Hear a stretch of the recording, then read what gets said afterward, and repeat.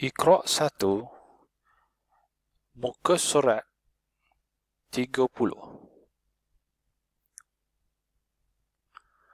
Perhatian. Bezakan dengan jelas antara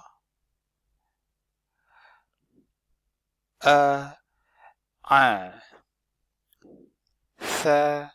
sa, ha,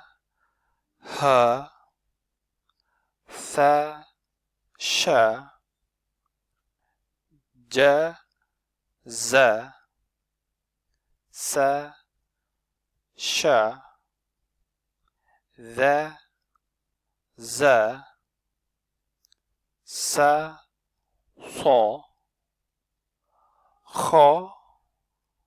go, to, ko, wo, ka, ko, vo, bo.